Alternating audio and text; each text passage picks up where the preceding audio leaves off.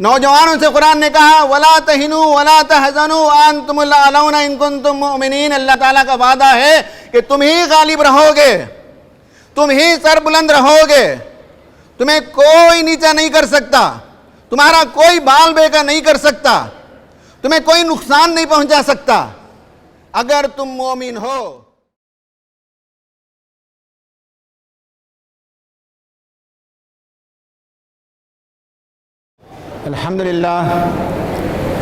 الحمدللہ رب العالمین والصلاة والسلام علی رسولہ الامین وعلی آلہ واصحابہ اجمعین الی یوم الدین۔ قال اللہ تعالی فی القرآن المجید فاعوذ باللہ من الشیطان الرجیم وَلَا تَهِنُوا وَلَا تَحْزَنُوا وَأَنْتُمُ الْأَعْلَوْنَ إِن كُنتُم مُؤْمِنِينَ۔ صدق اللہ العظیم۔ رب اشرح لی صدری ویسر لی امری واحلل عقدۃ من لسانی یفقہوا قولی رب یسر ولا تعسر وتمم بالخیر سبحانک لا علم لنا الا ما علمتنا انک انت العلیم الحکیم۔ گراں قدر بزرگوں، نوجوانوں، عزیزوں اور ساتھیوں اور پیارے بچوں، ہم ہندوستان میں ایک ایسے موقع پر جی رہے ہیں جہاں ہمیں اپنے ایمان کو بڑھانے کا بہترین موقع میسر آیا ہے۔ کبھی کبھی حالات ایسے ہوتے ہیں کہ انسان پر غفلت طاری رہتی ہے، انسان اپنے منصب کو اور کاموں کو فراموش کر دیتا ہے، یہ اس کے لیے دنیا اور آخرت کی تباہی ہے۔ ہونا تو یہ چاہیے کہ انسان اپنے مقصد زندگی کو مستحضر رکھے، اسے یاد رہے کہ وہ دنیا میں کیوں آیا ہے، اسے یاد رہے کہ وہ کون ہے، اس کی ہستی کیا ہے، اس کے پیش نظر کیا کام ہے۔ جس دن یہ انسان فراموش کر دیتا ہے اس دن اس کا زوال شروع ہوتا ہے، اور جب اسے یاد ہوتا ہے کہ ہو ایم آئی، میں کون ہوں، میں کہاں سے آیا ہوں، میں کہاں جانے والا ہوں، میری زندگی کا مقصد کیا ہے، جس نے پا لیا اس نے حقیقی زندگی کو پا لیا۔ حالات اس وقت ہندوستان میں ایسے ہیں کہ امت مسلمہ جو غفلت کا شکار تھی اسے چوکنا کرنے کا اللہ تعالیٰ نے انتظام فرمایا۔ یہ اللہ تعالیٰ کی مشیت ہے۔ جب ہم کہتے ہیں کہ کوئی پتا بھی اللہ تعالیٰ کی مشیت اور اس کے علم کے بغیر گرتا نہیں، تو اس وقت ہندوستان میں جو کچھ حالات برپا ہیں، کیا آپ یہ سمجھتے ہیں کہ یہ اللہ تعالیٰ کے علم میں نہیں ہے، یا اللہ تعالیٰ کی مشیت کی کارفرمائی نہیں ہے؟ اور کیا یہ سمجھتے ہیں کہ اللہ تعالیٰ اپنے دین کا خیرخواہ نہیں ہے؟ کیا وہ یہ نہیں چاہتا کہ اس کا آخری پیغام، اس کا آخری ہدایت نامہ، اس کے رسول کا مشن دنیا میں پھیلے، عام ہو اور غالب ہو؟ یقیناً وہ چاہتا ہے، لیکن جب اس کے علمبردار غفلت کا شکار ہوتے ہیں تو اللہ تعالیٰ کبھی انہیں چوکنا کرنے کے لیے اس طرح کے حالات پیدا کرتا ہے۔ جس کا ایمان تازہ ہو وہ ان حالات سے مایوس نہیں ہوتا، گھبراتا نہیں۔ لیکن اس وقت میرے سامنے نوجوانوں کی تعداد زیادہ ہے، ان کی عمر بھی کم ہے، ان کا تجربہ بھی کم ہے، اور ہو سکتا ہے کہ ان کا مطالعہ بھی کم ہو۔ اس لیے ان حالات کو دیکھ کر کبھی وہ مایوس ہو جاتے ہیں، پشمردہ ہو جاتے ہیں، دل شکستہ ہو جاتے ہیں، ڈسکریجڈ ہو جاتے ہیں، ڈسپریشن کا شکار ہو جاتے ہیں۔ اور اس کا اندازہ ہمیں ہوتا ہے جب ہم سوشل میڈیا میں جاتے ہیں تو جس طرح سے لکھتے ہیں لوگ، جس طرح کی باتیں وہ کرتے ہیں، جس طرح کے پوسٹ وہ فارورڈ کرتے ہیں، اس سے ہمیں معلوم ہوتا ہے کہ اس وقت زبردست فرسٹریشن کا شکار ہیں۔ یہ ایسا نہیں ہے کہ 20-22 سال ہی کے لڑکوں کی بات ہے، 40-40 50-50 سال کے ان لوگوں کے بارے میں جن کا ہمیں پہلے خیال تھا کہ یہ بڑے سنجیدہ لوگ ہیں، یہ بڑے میچیورڈ لوگ ہیں، خود ان کے سوشل میڈیا پوسٹ بتاتے ہیں کہ ابھی میچیورٹی انہیں نہیں آئی ہے۔ وہ فرسٹریٹڈ ہیں، وہ غم کا شکار ہیں، وہ مایوس ہیں، ان کے سامنے روشنی نظر نہیں آ رہی ہے.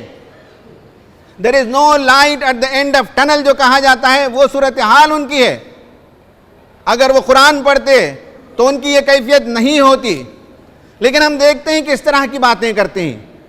نمبر ایک یہ ہے کہ وہ اپنے آپ سے مایوس ہیں، اور دوسری طرف وہ دیکھتے ہیں تو مسلم لیڈرشپ، مسلم قیادت، اس کے خلاف لکھنا، اس کے خلاف بولنا، اس کے خلاف جو رہا سہا اعتماد تھا اس کو بھی ختم کیا جائے. یہ دراصل کوئی سنجیدہ حرکت نہیں ہے بلکہ فرسٹریشن ہے. یہ ان کا فرسٹریشن ہے، یہ ان کا غصہ ہے جو نکالا جا رہا ہے سوشل میڈیا میں اور باتوں میں، اور ہر جگہ بیٹھ کر نوجوان مایوسی کی باتیں کرتے ہیں.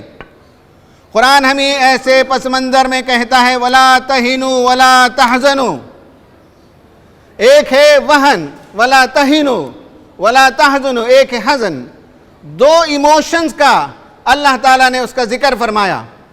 ایک ایموشن ہے وَلَا تَهِنُوا جب کہا اللہ تعالیٰ نے.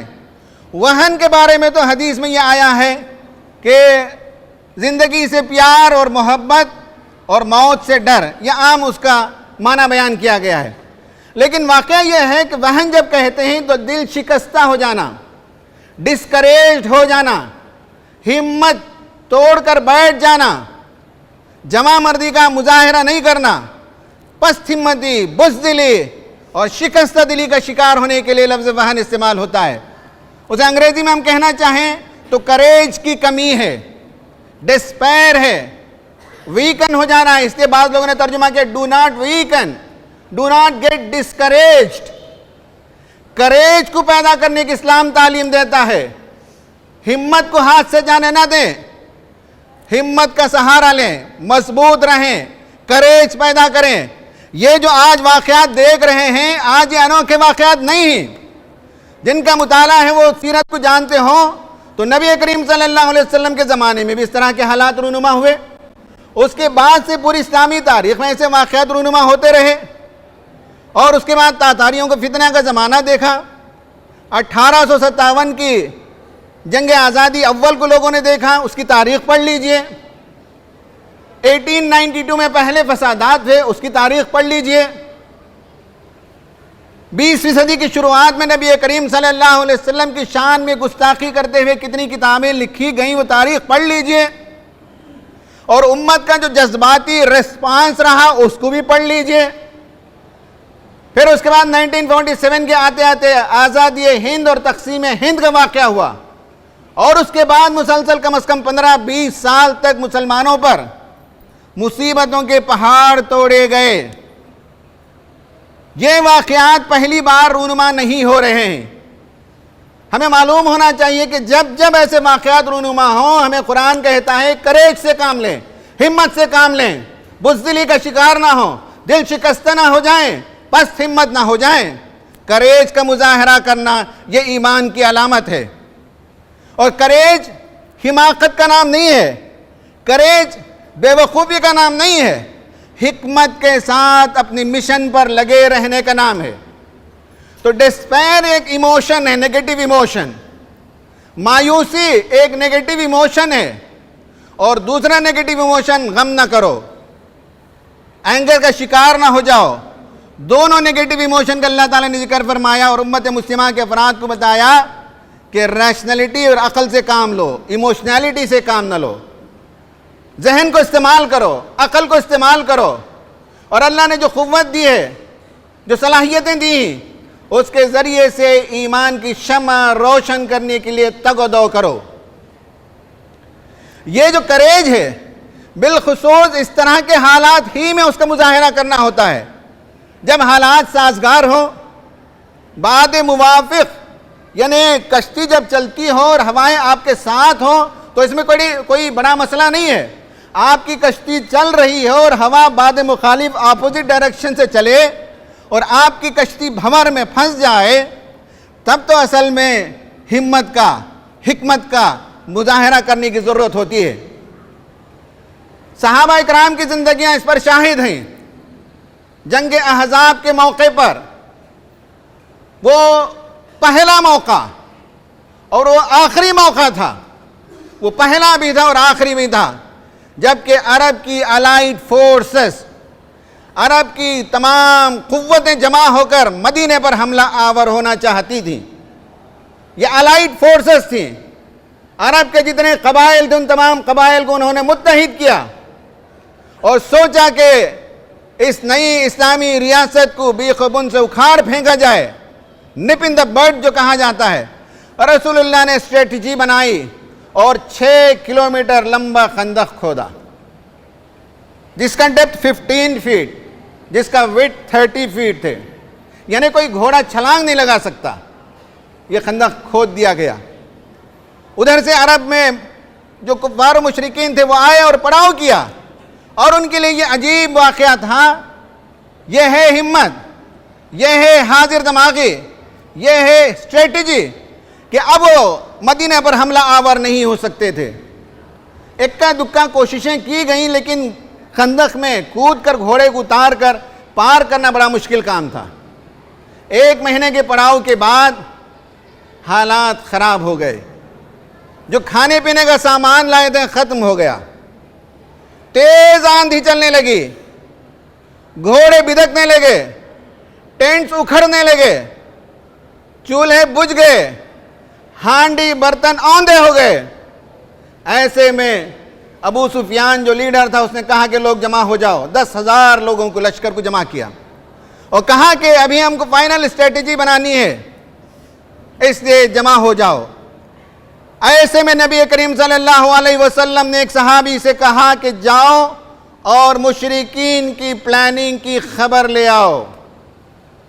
یہ کوئی معمولی بات نہیں تھی، جگر گردہ چاہیے تھا کہ ایک مسلمان اپوزٹ کیمپ میں پہنچے، وہاں کا انفارمیشن لے آئے۔ ایک صحابی نے، غالباً حضرت حذیفہ بن الیمان نے، وہ خندق میں کودے اور انہوں نے کہا کہ رسول اللہ میں انفارمیشن لے آتا ہوں۔ اندھیری رات تھی، دیے بجھ گئے تھے، آندھی چل رہی تھی۔ اندر پہنچے تو ابو سفیان نے اعلان کیا کہ لوگوں اب ہم ایک اسٹریٹجی بنانے والے، ہمیں ڈیسیشن لینا ہے۔ میں چاہتا ہوں کہ 2 لوگ آمنے سامنے بیٹھ جائیں اور دونوں کے گھٹنے لگ جائیں تاکہ تم ایک دوسرے کو پہچان لو اور کوئی دشمن کا آدمی ہماری فوج کے اندر، ہمارے کیمپ کے اندر موجود نہ ہو۔ جیسے ہی یہ سنا صحابی رسول کو پریشانی ہو گئی، اس لیے کہ اس نے اعلان کر دیا کہ 2 لوگ ایسے گھٹنے لگا کر بیٹھیں تاکہ معلوم ہو جائے کہ کون ہے، ایک دوسرے کو پہچان لیں اور دشمن کا آدمی یعنی اس مسلمان کوئی اندر آنے نہ پائے۔ کریج کس کو کہتے ہیں؟ صحابی رسول نے فوراً دیکھا اس کیمپ میں ایک نوجوان تھا، اس کے گھٹنے سے گھٹنے لگا کر بیٹھ گئے، اس کے ران پر زور سے مارا اور پوچھا ابے کس قبیلے کے ہو تم؟ گھبرا گیا اور کہنے لگا چچا میں فلاں قبیلے سے تعلق رکھتا ہوں۔ وہ پلٹ کر نہیں پوچھ سکا کہ تم کس قبیلے کے ہو۔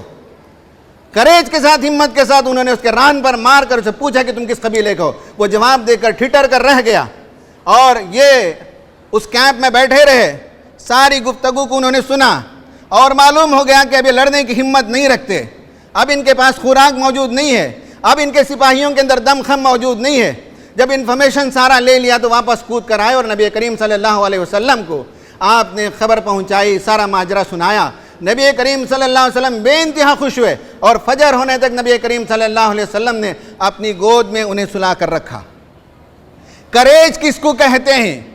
ایسے موقع پر جب کہ کلیجہ منہ کو آ رہا ہو، ایسے حالات جب کہ پیر کھڑنے نہ پائیں، لرز جائیں اور آپ کے پیروں کے نیچے سے زمین اکھڑنے لگے، ایسے موقع پر انسان جمع رہے اپنے موقف پر اور اس کام میں لگا رہے جس کام کے لیے اس نے اپنی زندگی کو لگانے کا تہیہ کیا۔ یہ وہ کرے جو قرآن کہتا ہے ڈسکریج نہ ہو جاؤ، ولا تہینوا ولا تحزنوا، غم نہ کرو۔ غم کس بات کا؟ جب بندہ مومن وہ ہے کہ جس نے اپنی جان کا نذرانہ اللہ تعالیٰ کے پیش کر دیا، اللہ تعالیٰ کے حضور۔ ان اللہ اشتری من المؤمنین انفسهم واموالهم بان لهم الجنہ، جنت کے عوض جب ہم نے اپنی جانوں کو خدا کے ہاتھ بیچ دیا، اب وہ سرمایہ ہمارا نہیں رہا، وہ مال ہمارا نہیں رہا، ہم نے جنت کو خرید لیا ہے اور جان کو اللہ تعالیٰ کے ہاتھوں بیچ دیا ہے، مال کو اللہ تعالیٰ کے ہاتھوں بیچ دیا ہے۔ اب اللہ تعالیٰ جیسے چاہے استعمال کرے۔ تو غم کس بات کا؟ یہ تو بہترین سودا ہے خدا کے ہاتھ جو بندہ مومن کرتا ہے، اس سودے پر خوشی منانی چاہیے۔ تو وَلَا تَهِنُوا وَلَا تَحْزَنُوا، تمہیں دل شکستہ نہیں ہونا چاہیے، تمہیں ڈسکریج نہیں ہو جانا چاہیے، تمہیں ڈسپیر کا نیگیٹو ایموشن کا شکار نہیں ہونا چاہیے، وَلَا تَحْزَنُوا، اور سیڈنس کا اور غم کا اور فرسٹریشن کا شکار نہیں ہونا چاہیے۔ یہ کیسے ہوگا؟ آپ جو باتیں کرتی ہیں اس سے پتہ چلے گا، آپ کے ایکشنز بتائیں گے کہ آپ گھبرائے ہوئے ہیں یا ہمت سے ہیں، آپ کے واٹس ایپ کے رائٹنگز بتائیں گے، آپ کے سوشل میڈیا کے وال پر جو لکھتے ہیں وہ بتائیں گے کہ آپ ڈرے ہوئے ہیں، سہمے ہوئے ہیں، اینگر کا شکار ہیں، فرسٹریٹڈ ہیں، یا ہمت والے ہیں، عزم والے ہیں اور اپنے موقع پر جمے ہوئے ہیں، اپنے کام سے کام ہے۔ آپ کو یہ پتہ چلے گا آپ کی باتوں سے، آپ کی اداؤں سے، آپ کے کاموں سے۔ نوجوانوں سے قرآن نے کہا وَلَا تَهِنُوا وَلَا تَحْزَنُوا وَأَنْتُمُ الْأَعْلَوْنَ إِن كُنتُم مُؤْمِنِينَ۔ اللہ تعالیٰ کا وعدہ ہے کہ تم ہی غالب رہو گے، تم ہی سر بلند رہو گے، تمہیں کوئی نیچا نہیں کر سکتا، تمہارا کوئی بال بیکا نہیں کر سکتا، تمہیں کوئی نقصان نہیں پہنچا سکتا۔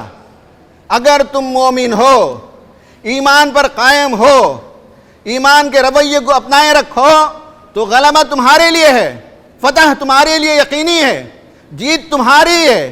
ہو سکتا ہے کہ کچھ دیر کے لیے نقصان ہوتا ہوا نظر آئے لیکن وہ حقیقی واقعہ نہیں ہے۔ اس بات کو اچھی طرح سے سمجھ لینا چاہیے۔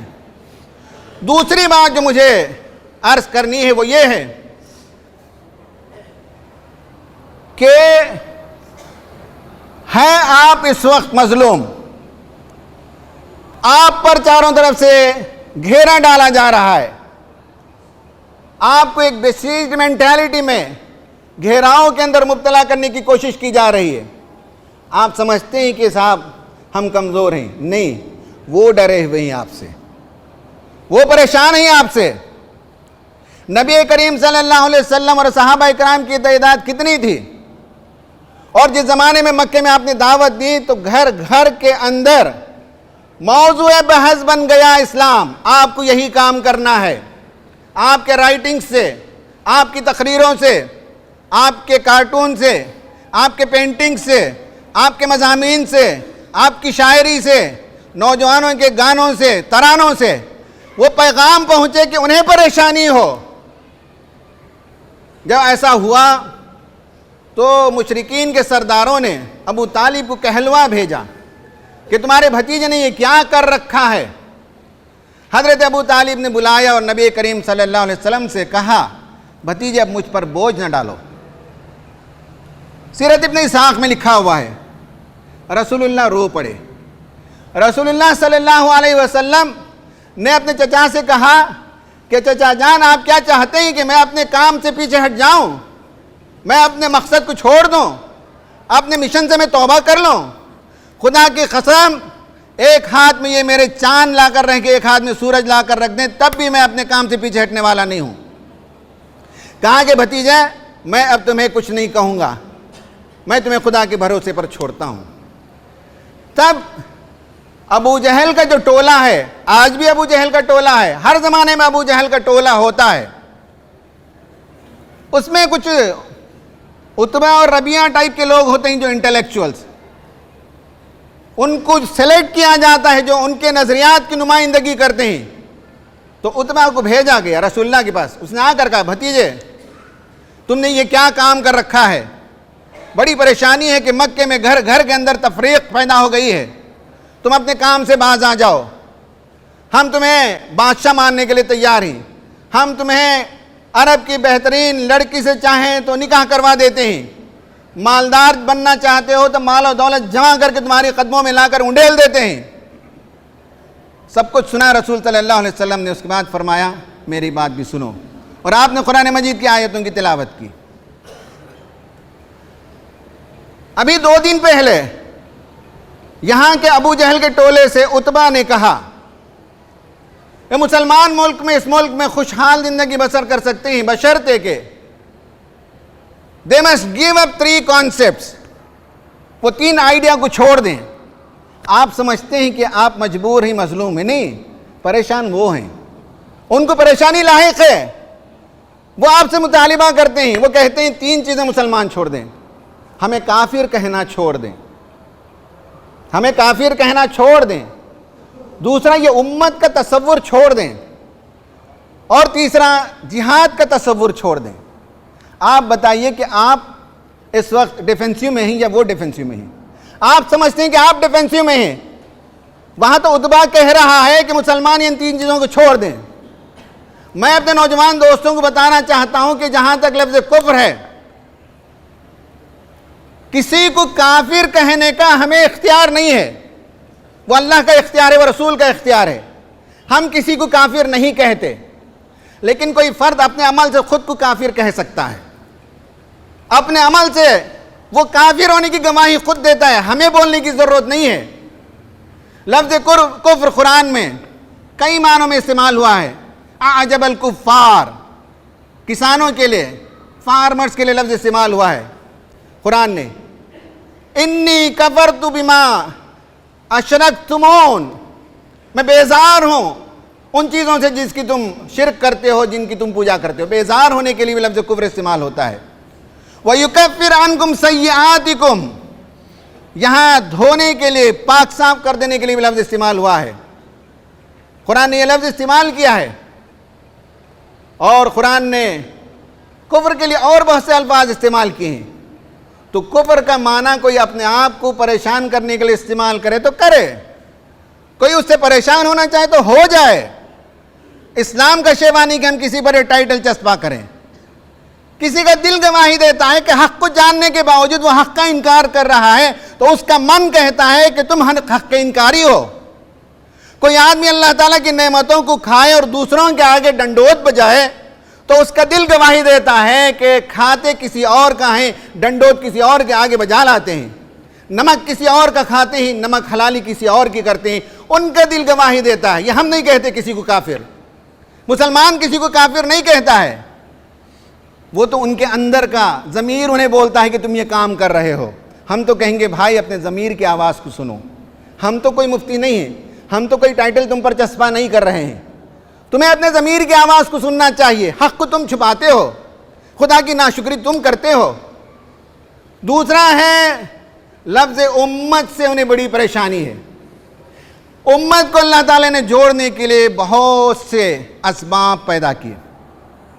دوسروں کے پاس اپنی امت کو، اپنی قوم کو جوڑے رکھنے کے لیے کوئی طریقہ موجود نہیں ہے، سوائے اس کے کہ وہ دیگر قوموں کے خلاف دشمنی پیدا کریں۔ ان کے پاس کوئی مثبت چیز نہیں ہے کہ جس کی بنیاد پر وہ اپنی امت کو، اپنی ملت کو جوڑ کر رکھیں۔ اس ملت کو اللہ تعالیٰ نے بہت سی چیزیں دی، ان میں سے سید حسین نصر نے لکھا ہے اپنی کتاب میں کہ اگر اسلام کا ایسنس پوچھیں مجھ سے، اسلام کا جوہر کیا ہے مجھ سے پوچھیں، تو انہوں نے کہا کہ میں ایک ہی لفظ کہہ سکتا ہوں، وہ پورے اسلام کا ایسنس ہے، وہ ہے کعبہ۔ فلسفی کے آدمی ہی حسین نصر، کعبہ انہوں نے کہا، کعبہ سب سے پہلا گھر ہے جو روئے زمین پر اللہ تعالیٰ کی عبادت کے لیے بنایا گیا۔ ان اول بیت وضع للناس للذی ببکۃ مبارکہ، سب سے پہلا گھر۔ کعبہ توحید کی علامت ہے، کعبہ خدا کی عبادت کی علامت ہے، کعبہ یہ تمام مساجد کا مرکز ہے، کعبہ امت کو جوڑنے کا مرکز ہے۔ پوری امت کی جو اخوت ہے، جو یونی ڈائریکشن ہے، وہ کعبے کی وجہ سے ہے۔ دنیا میں مسلمان کہیں بھی رہے وہ کعبۃ اللہ کی طرف رخ کرتا ہے۔ کعبہ اتنا امپورٹنٹ ایلیمنٹ ہے کہ مسلمانوں نے سائنس کی جو ایجاد کی ہے اس میں سب سے پہلے ایسٹرونومی کا مطالعہ کیا، سورج اور چاند کی گردشوں کا مطالعہ کیا، زمین کے محور کا مطالعہ کیا، گلوب کتنے ایکسس میں جھکی ہوئی ہے اور یہ گلوب کیسے گھوم رہا ہے، یہ کرۂ ارض، اس کا مطالعہ کیا، جیومیٹری کو ایجاد کیا اور اس کے ذریعے سے قبلے کا ڈائریکشن متعین کیا۔ یہ نبی کریم صلی اللہ علیہ وسلم کی وفات کے 70-80 سال کے اندر مسلمانوں نے ٹریگنومیٹری کو ایجاد کیا، ایسٹرونومی کا مطالعہ کیا، چاند سورج کے آربٹ کا مطالعہ کیا اور چاند کے گھٹنے اور بڑھنے کا ایسا سائیکل متعین کیا اس زمانے میں کہ آج کمپیوٹر آنے کے باوجود اس میں اور اس میں 0.0001% کا فرق بھی موجود نہیں ہے۔ کعبہ اصل چیز ہے جو روز اول سے مسلمانوں اپنے سائنس کی ایجاد میں بھی اس کو اہمیت دی ہے. یہ امت کو جوڑنے والی چیز ہے. تو اگر امت کا تصور چھوڑ دینے کا مطلب ہے کہ کوئی مشرق کی طرف نماز پڑھے, کوئی مغرب کی طرف نماز پڑھے, کوئی شمال کی طرف ہو جائے, یہ تو دنیا میں ممکن ہی نہیں ہے. یہ دم کٹی لومڑی کے مانند ہے کہ جس لومڑی کی دم کٹ گئی وہ جنگل میں گھوم گھوم کر کہہ رہی کہ تم بھی اپنی دم کو کاٹ لو. یہ تو اس امت پر اللہ نے احسان کیا کہ اسے جوڑے رکھا. اس کے لیے وہ قبلہ عطا کیا, کعبۃ اللہ عطا کیا. امت کی وحدانیت, امت کی وحدت, امت کا سمت, امت کا ڈائریکشن, امت کا رخ, امت کے لیے کرنے کا کام, توحید اس کا پیغام ہے. یہ پانچوں مرتبہ ہمیں یاد دلایا جاتا ہے. تو امت کے تصور کو کیسے چھوڑ دیا جائے؟ جن کے پاس امت کا کوئی تصور نہیں ہے وہ انفیریورٹی کمپلیکس کا شکار ہیں اور وہ چاہتے ہیں کہ آپ بھی امت کے تصور سے بیگانہ ہو جائیں. اور نمبر تیسری چیز ہے جہاد. لفظ جہاد کا معنی وائلنس اور ٹیررزم, یہ آج کے شیطانی میڈیا کی چال ہے. جہاد ایک مقدس فریضہ ہے. مولانا مودودی رحمۃ اللہ علیہ نے تفہیمات میں تصور جہاد پر جو آرٹیکل ہے اس آرٹیکل میں لکھا ہے to exert one's utmost endeavor in furthering a cause. جہاد کا ترجمہ انہوں نے انگریزی میں کیا ہے نوجوانوں کے لیے. انسان کے پاس جتنی صلاحیتیں ہیں, جتنی قوتیں موجود ہیں, وہ تمام کے تمام ایک مقصد کو آگے بڑھانے کے لیے نچوڑ دینے کا نام جہاد ہے. مقصد یہ ہے کہ اللہ تعالیٰ کا تعارف ہو, مقصد یہ ہے کہ بندگان خدا خدا کو پہچانے, مقصد یہ ہے کہ خدا کے بندے بندوں کی غلامی سے آزاد ہو کر خدا کی غلامی میں آ جائیں. مقصد یہ ہے کہ دنیا میں ظلم کا خاتمہ ہو, مقصد یہ ہے کہ دنیا میں انصاف قائم ہو, مقصد یہ ہے کہ انسانوں کی عزت ہو, انسانوں کی ڈگنیٹی باقی ہو, عورتوں کا احترام باقی ہو. اس کے لیے جو کوششیں آپ کرتے ہیں وہ سب جہاد ہے. آپ لکھتے ہیں وہ جہاد ہے, آپ بولتے ہیں وہ جہاد ہے, آپ نیکی کو پھیلاتے ہیں وہ جہاد ہے, برائی کو روکتے ہیں, شراب کے خلاف بات کرتے ہیں وہ جہاد ہے, زنا کے خلاف بات کرتے ہیں وہ جہاد ہے. جہاد کسی برائی کو پھیلانے کا نام نہیں ہے, جہاد انسانوں کے قتل کرنے کا نام نہیں ہے. ہاں, دو مملکتیں جب بن جاتی ہیں ان کے درمیان اگر لڑائی ہوتی ہے تو ایک الگ تصور ہے جو اس وقت ہمارے موضوع کے تحت نہیں ہے. ورنہ جہاد تو دنیا سے برائی کا خاتمہ, نیکی کو قائم کرنے, عدل کو قائم کرنے, انصاف کو قائم کرنے کے لیے جتنی کوششیں کی جاتی ہیں وہ سب کے سب جہاد ہیں. جہاد کا اگر معنی کسی نے غلط لے لیا ہو تو اسے اپنے عقل کی اصلاح کرنے کی ضرورت ہے, اپنے ڈیفینیشن کی اصلاح کرنے کی ضرورت ہے, قرآن کی طرف رجوع کرنے کی ضرورت ہے. تو میں یہ بتانا چاہتا ہوں کہ آپ غمگین کیوں ہوتے ہیں, آپ کیوں گھبراہٹ کا شکار ہیں؟ پریشانی تو دوسروں کو موجود ہے, وہاں وہ پریشانی ان کے پاس ہے. حالانکہ لفظ کفر میں بھی کوئی غلط بات نہیں ہے, امت میں بھی کوئی غلطی نہیں ہے, لفظ جہاد میں کوئی غلطی نہیں ہے, پریشانی دوسروں کو ہو رہی ہے. ورنہ اس کا جو پازیٹیو کنوٹیشن ہے, اس کے جو مثبت مفہوم ہیں وہ دنیا کے سامنے ہمیں پیش کرنا چاہیے. ہمیں دنیا کو بتانا چاہیے کہ اسلام اس دنیا میں, اس ملک میں امن کا علمبردار ہے, انصاف چاہتا ہے, کسی کی برائی نہیں چاہتا, سب کی خیر خواہی چاہتا ہے. یہ پیغام عام کرنے کی ضرورت ہے. میں اپنی گفتگو کو ختم کر چکا.